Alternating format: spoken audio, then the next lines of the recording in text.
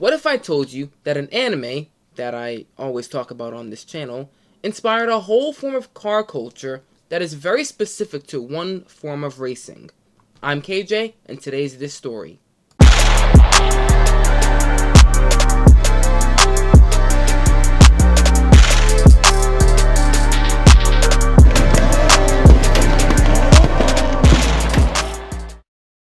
Touge is a Japanese word meaning pass.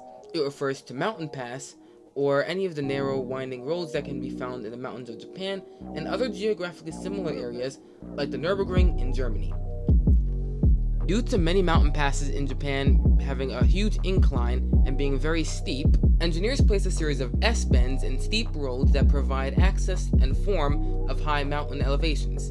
These passes have been popular with street racers and motorsport enthusiasts because they provide a fun and challenging, possibly even dangerous, course. The anime that perfectly summarizes everything I'm talking about is called Initial D.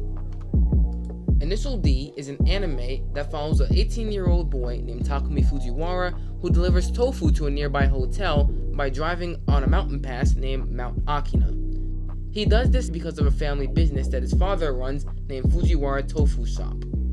Even though I'm mostly talking about its impact in Japan, I mostly wanted to talk about how it is in America, because even though there are friendly teams that go up against each other, it gets pretty serious.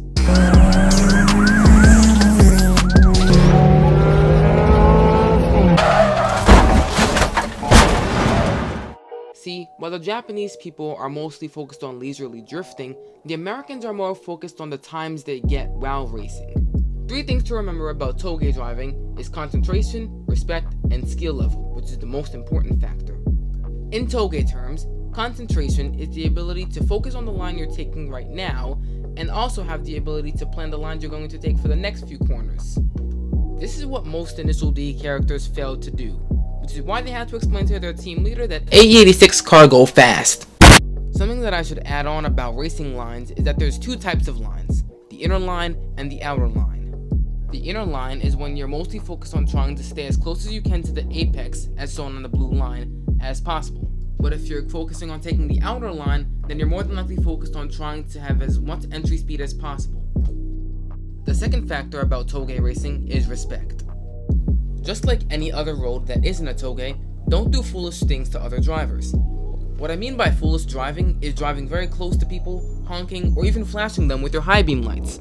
Not to mention, if you come up on another driver and they put on their hazard lights and slow down, they're usually allowing you to pass. While you're driving around them, remember to also put on your hazard lights as well as a way of saying thank you. Now for the most important factor, which is skill level, aka the most important part. See, when you're driving on the mountain pass, something you should definitely have in mind is comfortability. The reason why you should take comfortability into consideration is because if you're driving faster than your comfort zone is, then you take the risk of possibly crashing, or even worse, killing yourself. I'd say before challenging another driver to a Touge battle, try practicing on your main road by yourself, that way you can memorize every corner on that pass, which will get you into the rhythm of driving on other passes.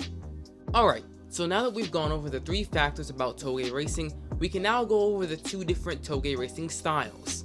Yeah, there's a lot more we have to go over. The first style to go over is side-by-side. No, not the side-by-side special game that came out on PS1 back in 2000, but the side-by-side style of Touge racing. And honestly, it's pretty simple to go over. Basically, 2 cars, or possibly even 3, start on the sides of each other, and whoever gets to the end first wins. Cat and mouse style racing is actually pretty interesting. It's basically when one car goes in front of the other, and the car in back has to keep up with the car in front for a couple of rounds. Once enough rounds are completed, the car in the back wins. Oh, and by the way, in order for the car in front to win, they need to outrun the car in back of them. I'd say a good amount of distance is about 3 corners of a gap in order to outrun them. A bonus style of Touge racing that I sometimes like to talk about is impromptu racing. Impromptu racing is basically when one car is driving on a practice round and a car in back of him comes up on them and basically they want to challenge them. Now, I'd say this isn't really a form of racing that I would really suggest you do if you're not comfortable with it, but if you're fast enough and you think that you're confident enough to actually do this, then I'd say go right at it. Now for the media aspect of Touge. Let's say you want to see some Touge videos, but you don't know where to look. Well, there's two options: best motoring and the countless amount of Touge battles on YouTube. Not to mention, I actually have a playlist on YouTube that has over 1,000 videos of Touge battles, which I will actually link in the description.